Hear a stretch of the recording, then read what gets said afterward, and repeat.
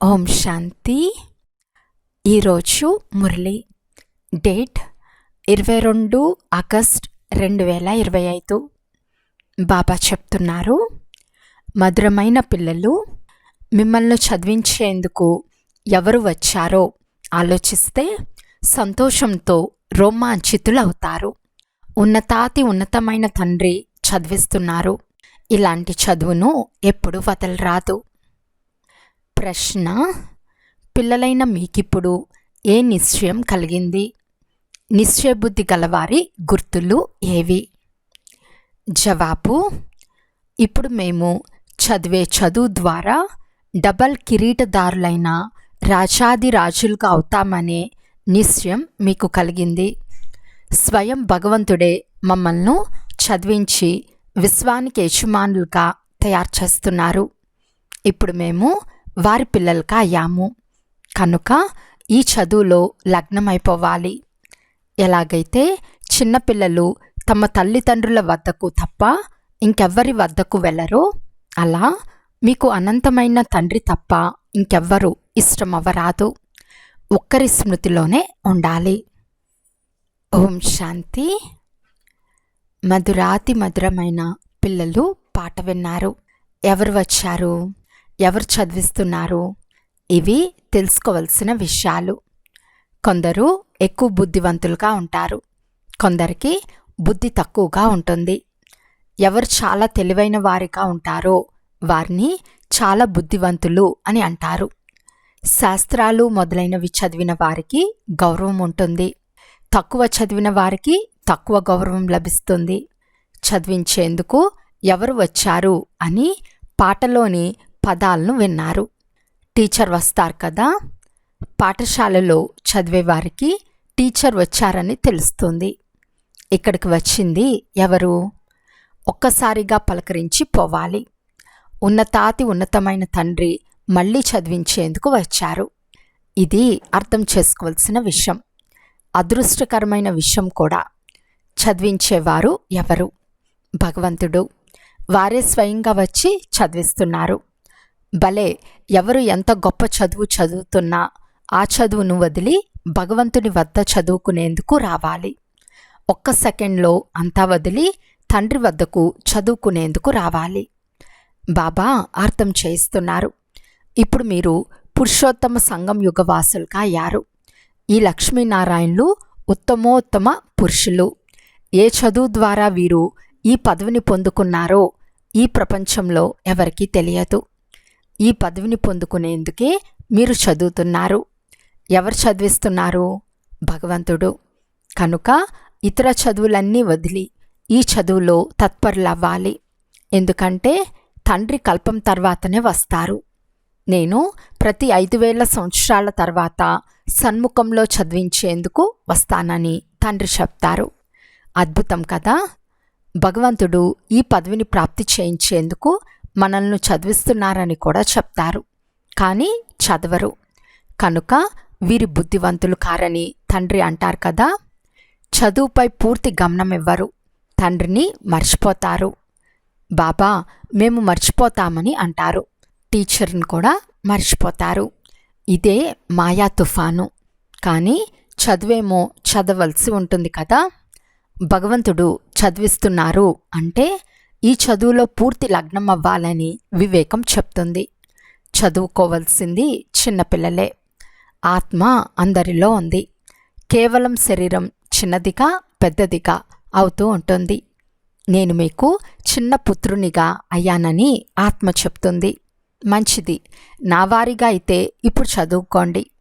పాలు తాగే పసిపిల్లలు కాదు కదా. మొదటిది చదువు. ఇందులో చాలా గమనం ఉంచాలి. విద్యార్థులుగా ఈ సుప్రీం టీచర్ వద్దకు వస్తారు. చదివించే టీచర్లు కూడా నిర్ణయించబడి ఉన్నారు. అయినా వీరు సుప్రీం టీచర్ కదా. 7 రోజుల బట్టి కూడా మహిమ చేయబడింది. తండ్రి చెప్తున్నారు, పవిత్రంగా అవ్వండి, నన్ను స్మృతి చేయండి. దైవీ గుణాలు ధారణ చేసినట్లయితే మీరు ఈ లక్ష్మీనారాయణులుగా అవుతారు. అనంతమైన తండ్రిని స్మృతి చేయవలసి ఉంటుంది. చిన్న పిల్లలను వారి తల్లిదండ్రులు తప్ప ఇతరులెవరైనా ఎత్తుకుంటే వారి వద్దకు వెళ్ళరు. మీరు కూడా అనంతమైన తండ్రి వారిగా అయ్యారు కనుక వేరెవ్వరినీ చూసేందుకు కూడా ఇష్టపడరు. వారు ఎవరైనా కావచ్చు. మేము ఉన్నతాతి ఉన్నతమైన తండ్రి వారిగా అయ్యామని మీకు తెలుసు. వారు మిమ్మల్ని డబల్ కిరీటదారులుగా, రాజాది రాజులుగా చేస్తారు. ప్రకాశ కిరీటం మన్మనాభవ, రత్నజడిత కిరీటం మధ్యాచి భవ.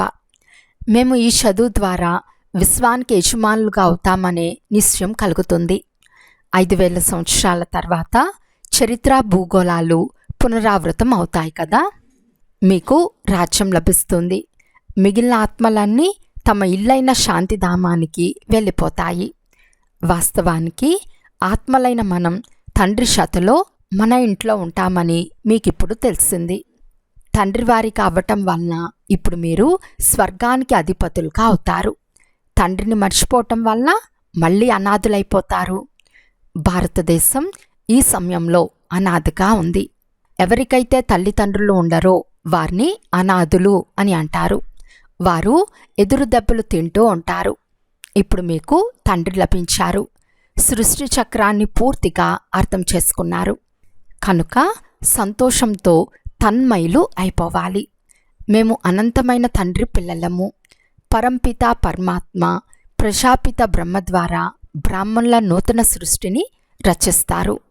ఇది చాలా సహజంగా అర్థం చేసుకునే విషయము. మీ చిత్రాలు కూడా ఉన్నాయి. విరాట రూప చిత్రం కూడా తయారు చేశారు. 84 జన్మల కథను చూపించారు. మనమే దేవతలుగా, క్షత్రియులుగా, వైశ్యులుగా, శూద్రులుగా అవుతాము. ఈ విషయాలు మనుషులెవ్వరికీ తెలియదు. ఎందుకంటే బ్రాహ్మణులను చదివించే తండ్రిని ఇరువురి నామరూపాలను ఈ చిత్రంలో అదృశ్యం చేసేశారు. ఇంగ్లీష్లో కూడా మీరు బాగా అర్థం చేయించగలరు. ఎవరికి ఇంగ్లీష్ తెలిసి ఉంటుందో వారు అనువాదం చేసి అర్థం చేయించాలి. తండ్రి జ్ఞానసాగర్లు. సృష్టి చక్రం ఎలా తిరుగుతుంది అనే జ్ఞానం వారికి మాత్రమే ఉంది. ఇది చదువు. యోగాన్ని కూడా బాబా స్మృతి అని చెప్పబడుతుంది. దీన్ని ఆంగ్లంలో కమ్యూనియన్ అంటే సంబంధము అని అంటారు. ఇది తండ్రితో సంబంధము, టీచర్తో కూడా సంబంధము, గురువుతో కూడా సంబంధము, గాడ్ ఫాదర్తో కూడా సంబంధము. తండ్రి స్వయంగా చెప్తున్నారు, నన్ను స్మృతి చేయండి. ఇక ఏ దేహదారిని స్మృతి చేయకండి. మనుషులు గురువులు మొదలైన వారిని ఆశ్రయిస్తారు. శాస్త్రాలు చదువుతారు. అందులో ఏ లక్ష్యము ఉండదు.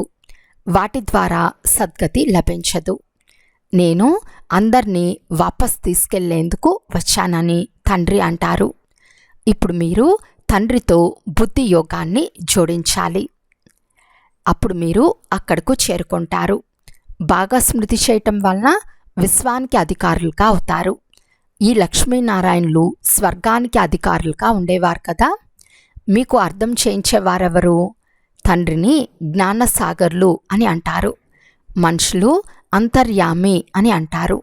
వాస్తవానికి అంతర్యామి అనే శబ్దమే లేదు. ఆంతరికంలో ఉండేది, నివసించేది ఆత్మ. ఆత్మ ఏ పని చేస్తుందో అది అందరికీ తెలుసు. మనుషులందరూ అంతర్యాములే. ఆత్మనే నేర్చుకుంటుంది. తండ్రి మిమ్మల్ని ఆత్మాభిమానులుగా చేస్తారు. ఆత్మలైన మీరు మూలవతన వాసులు. ఆత్మలైన మీరు ఎంత చిన్నగా ఉంటారు. పాత్ర అభినయం చేసేందుకు మీరు అనేకసార్లు వచ్చారు. నేను బిందువును, నన్ను పూజించలేరని తండ్రి చెప్తున్నారు. ఎందుకు పూజిస్తారు? అవసరమే లేదు. నేను ఆత్మలైన మిమ్మల్ని చదివించేందుకు వస్తాను. రాజ్యాన్ని మీకే ఇస్తాను. మళ్ళీ రామరాజ్యంలోకి వెళ్ళినప్పుడు నన్నే మర్చిపోతారు. మొట్టమొదట పాత్రను అభినయించేందుకు ఆత్మ వస్తుంది. 84 లక్షల జన్మలు తీసుకుంటారని మనుషులు అంటారు. కానీ అత్యధిక జన్మలు 84 మాత్రమేనని తండ్రి చెప్తారు. విదేశాలకు వెళ్ళి ఈ విషయాలను తెలియచేసినట్లయితే మాకు ఈ జ్ఞానం ఇక్కడే నేర్పించండి అని అంటారు. మీకు అక్కడ 1000 రూపాయలు లభిస్తాయి. మేము మీకు 10-20 వేలు రూపాయలు ఇస్తాము. మాకు కూడా జ్ఞానాన్ని వినిపించండి అని అంటారు. గాడ్ ఫాదర్ ఆత్మలైన మనల్ని చదివిస్తున్నారు. ఆత్మనే జడ్జ్ మొదలైన వారిగా అవుతుంది. ఇప్పుడు మనుషులందరూ దేహాభిమానులుగా ఉన్నారు. జ్ఞానం ఎవరికీ లేదు. గొప్ప గొప్ప వేదాంతులు మొదలైన వారు చాలామంది ఉన్నారు, కానీ ఈ జ్ఞానం ఎవరికీ లేదు. నిరాకారులైన గాడ్ ఫాదర్ చదివించేందుకు వచ్చారు. మేము వారి ద్వారా చదువుతున్నాము. వారు ఈ మాటలు విని ఆశ్చర్యచకితులు అవుతారు. ఈ విషయాలు ఎప్పుడూ చదివి ఉండరు, విని ఉండరు. ఒక్క తండ్రిని మాత్రమే మార్గదర్శకులు, ముక్తిదాత అని అంటారు. ముక్తిదాత వేరే అయినప్పుడు మరి క్రీస్తును ఎందుకు స్మృతి చేస్తారు? ఈ విషయాలు బాగా అర్థం చేయిస్తే వారు ఆశ్చర్యచకితులు అవుతారు. ఇది మేము నిజంగా వింటామని అంటారు. స్వర్గస్థాపన జరుగుతోంది. ఈ మహాభారత యుద్ధం కూడా అందరూ కొరకే. తండ్రి చెప్తారు, నేను మిమ్మల్ని రాజాదిరాజులుగా, డబల్ కిరీటదారులుగా చేస్తాను. ఒకప్పుడు పవిత్రత, శాంతి, సుఖ సంపత్తులు అన్నీ ఉండేవి. ఎన్ని సంవత్సరాలైంది ఆలోచించండి. క్రీస్తుకు 3000 సంవత్సరాల క్రితం వీరి రాజ్యం ఉండేది కదా. దీనిని ఆధ్యాత్మిక జ్ఞానము అని అంటారు. బ్రహ్మ డైరెక్ట్ ఆ సుప్రీం ఫాదర్ సంతానము. వారి నుండి రాజయోగం నేర్చుకుంటున్నారు. ప్రపంచ చరిత్ర, భూగోళాలు ఎలా పునరావృతం అవుతాయో ఈ పూర్తి జ్ఞానమంతా ఆ సుప్రీం తండ్రిలో ఉంది. మన ఆత్మలో 84 జన్మల పాత్ర నిండి ఉంది. ఈ యోగ శక్తితో ఆత్మ సతోప్రధానంగా అయి స్వర్ణిమ యుగంలోకి వెళ్ళిపోతుంది. మళ్ళీ అటువంటి ఆత్మల కొరకు రాజ్యం కావాలి. పాత ప్రపంచ వినాశనం కూడా జరగాలి. అది సమీపంలో మీ ముందు నిలిచి ఉంది. తర్వాత ఏకధర్మ రాజ్యం ఉంటుంది. ఇది పాపాత్ముల ప్రపంచం కదా. ఇప్పుడు మీరు పావనంగా అవుతున్నారు. ఈ స్మృతి ద్వారా మేము పవిత్రంగా అవుతాము. అందరి వినాశనం జరుగుతుందని చెప్పండి. ప్రకృతి వైపరీత్యాలు కూడా రానున్నాయి. ఇదంతా సమాప్తం అవ్వనున్నదని మేము అనుభవం చేశాము. దివ్య దృష్టి ద్వారా చూశాము. తండ్రి దైవీ ప్రపంచాన్ని స్థాపన చేసేందుకు వచ్చారు.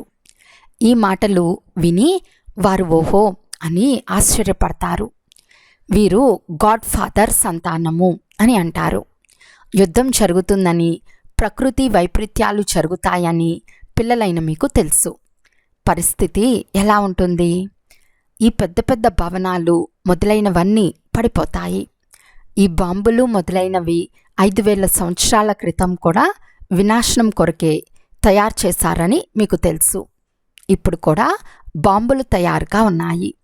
దేని ద్వారా మీరు విశ్వంపై విజయాన్ని పొందుతారో ఆ యోగ బలం అంటే ఏమిటో ఎవరికీ తెలియదు. మీ సైన్స్ మిమ్మల్ని వినాశనం చేస్తుందని వారికి చెప్పండి. ఇప్పుడు మాకు తండ్రి శతలో యోగం ఉంది. ఆ సైలెన్స్ శక్తి ద్వారా మేము విశ్వంపై విషయాన్ని పొంది సతోప్రధానంగా అవుతామని చెప్పండి. తండ్రియే పతిత పావన్లు. వారు పావన ప్రపంచాన్ని తప్పకుండా స్థాపన చేయనే చేస్తారు. డ్రామానుసారం నిర్ణయింపబడి ఉంది. ఏ బాంబులనైతే తయారు చేశారో వాటిని అలాగే ఉంచుకుంటారా? ఇలా అర్థం చేయిస్తే ఇది ఒక అథారిటీ అని, వీరిలో భగవంతుడు ప్రవేశించారని అర్థం చేసుకుంటారు. ఇది కూడా డ్రామాలో రచింపబడి ఉంది. ఇలాంటి విషయాలు అర్థం చేయిస్తూ ఉంటే వారు సంతోషిస్తారు. ఆత్మలో పాత్ర ఎలా ఉంది? ఇది కూడా అనాదిగా తయారైన డ్రామా. మీ క్రీస్తు కూడా పునర్జన్మలు తీసుకుంటూ తమోప్రధాన స్థితిలో ఉన్నారు. మళ్ళీ తమ సమయంలో వచ్చి అతను మీ ధర్మాన్ని మళ్ళీ స్థాపన చేస్తారు. ఇలా అథారిటీతో చెప్పినట్లయితే తండ్రి పిల్లలందరికీ కూర్చుని అర్థం చేయిస్తున్నారని వారు అర్థం చేసుకుంటారు. కనుక ఈ చదువులో పిల్లలు లగ్నమైపోవాలి. తండ్రి, టీచర్, గురువు ముగ్గురు ఒక్కరే.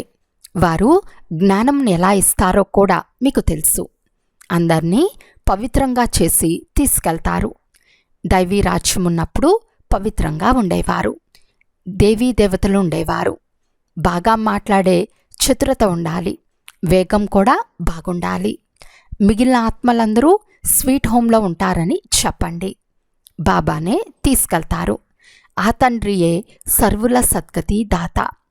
భారతదేశం వారి జన్మస్థానం. ఇది ఎంత గొప్ప తీర్థస్థానం. అందరూ తమోప్రధానంగా తప్పకుండా అవ్వవలసిందే అని మీకు తెలుసు. అందరూ పునర్జన్మలు తీసుకోవలసిందే. వాపస్ ఎవ్వరూ వెళ్ళలేరు. యాడమ్ కూడా 84 జన్మలు తీసుకుంటాడు. మరి క్రీస్తు కూడా తప్పకుండా పునర్జన్మలు తీసుకుంటూ మళ్ళీ అలా అవుతారు. ఇలాంటి విషయాలు అర్థం చేయిస్తే చాలా ఆశ్చర్యపడతారు. జోడీ ఉంటే చాలా బాగా అర్థం చేయించగలరు అని తండ్రి చెప్తారు. భారతదేశంలో మొదట పవిత్రత ఉండేది. తర్వాత అపవిత్రంగా ఎలా అవుతారు? ఇది కూడా అర్థం చేయించండి. పూజ్యులే పూజారులుగా అవుతారు. అపవిత్రులుగా అయినప్పుడు తమను తామే పూజించుకోవటం ప్రారంభిస్తారు. రాజుల భవనాల్లో కూడా ఈ చిత్రాలు ఉండేవి. పవిత్రమైన డబల్ కిరీటదారులను, కిరీటం లేని అపవిత్రులను పూజిస్తారు. వారు పూజారి రాజులు. వారిని దేవీ దేవతలు అని అనరు. ఎందుకంటే వారు ఈ దేవతలను పూజిస్తారు. మీరే పూజ్యులు, మీరే పూజారులు. పతితులు అవ్వటం వలన రావణ రాజ్యం ప్రారంభమవుతుంది. ఇప్పుడు ఇది రావణ రాజ్యం. ఇలా కూర్చుని అర్థం చేయిస్తే చాలా ఆనందిస్తారు.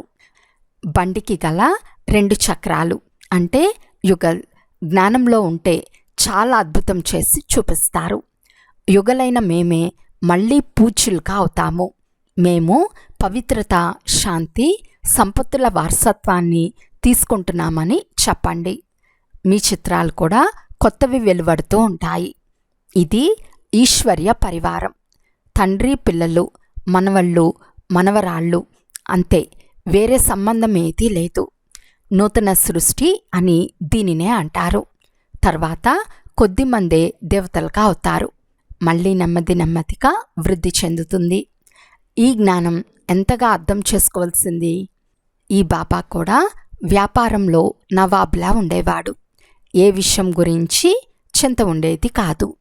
తండ్రి చదివిస్తున్నారని, వినాశనం సమీపంలో నిలిచి ఉందని ఎప్పుడు చూశారో అప్పుడు తక్షణమే అవన్నీ వదిలేశారు. నాకు సామ్రాజ్యం లభించినప్పుడు మళ్ళీ ఈ గాడిద బరువు ఎందుకు మోయాలి అని అనుకున్నారు. భగవంతుడు చదివిస్తున్నారు కనుక దీనిని పూర్తిగా చదవాలి కదా అని మీరు కూడా అనుకుంటారు. వారి మతానుసారం నడవాలి. స్వయాన్ని ఆత్మగా భావించి తండ్రిని స్మృతి చేయండి అని తండ్రి చెప్తున్నారు. తండ్రిని మర్చిపోతామని చెప్పేందుకు మీకు సిగ్గు అనిపించటం లేదా? ఆ నష ఎక్కనే ఎక్కదు. ఇక్కడి నుండి చాలా బాగా రిఫ్రెష్ అయ్యి వెళ్తారు. మళ్ళీ అక్కడ సోడా వాటర్గా అయిపోతారు. పల్లెల్లో సర్వీస్ చేసే పురుషార్థాన్ని ఇప్పుడు మీరు చేస్తారు. ఆత్మలు తండ్రి ఎవరు అన్న విషయాన్ని మొట్టమొదట అర్థం చేయించమని తండ్రి చెప్తారు. భగవంతుడు నిరాకారుడు. వారే పతిత ప్రపంచాన్ని పావనంగా చేస్తారు. అచ్చా, మధురాతి మధురమైన అపురూపమైన పిల్లలకు మాతాపిత బాప్దాదాల ప్రియ స్మృతులు మరియు గుడ్ మార్నింగ్. ఆత్మిక పిల్లలకు ఆత్మిక తండ్రి నమస్తే. ఆత్మిక తండ్రికి ఆత్మిక పిల్లల యొక్క ప్రియ స్మృతులు మరియు నమస్తే నమస్తే నమస్తే. ధారణ కొరకు ముఖ్య సారము. ఫస్ట్ పాయింట్, స్వయం భగవంతుడే సుప్రీం టీచర్గా అయి చదివిస్తున్నారు కనుక బాగా చదువుకోవాలి. వారి మతంను అనుసరించాలి. సెకండ్ పాయింట్, సైలెన్స్ బలం జమ అయ్యే విధంగా తండ్రి చేతలో యోగం చేయాలి. సైలెన్స్ బలంతో విశ్వంపై విజయం పొందాలి. పతితుల నుండి పావనంగా అవ్వాలి. ఈరోజు వరదానము. సమయము మరియు సంకల్పాలను సేవలో అర్పణ చేసే విధాత వరదాత భవ. ఇప్పుడు సొంత చిన్న చిన్న విషయాల వెనుక, శరీరం వెనుక, మనసు వెనుక, సాధనాల వెనుక, సంబంధాలను నిభాయించటం వెనుక సమయం మరియు సంకల్పాలను ఉపయోగించుటకు బదులు వాటిని సేవలో అర్పణ చేయండి. ఈ సమర్పణ సమారోహం జరుపుకోండి. శ్వాస శ్వాసలో సేవ యొక్క లగ్నం ఉండాలి. సేవలో మగ్నమై ఉండండి. అలా సేవలో లగ్నమై ఉంటే స్వావున్నతి యొక్క గిఫ్ట్ స్వతహాగా ప్రాప్తి అయిపోతుంది. విశ్వ కళ్యాణంలో స్వకళ్యాణం ఇమిడి ఉంది. అందువలన నిరంతరం మహాదాని, విధాత మరియు వర్దాతలుగా అవ్వండి.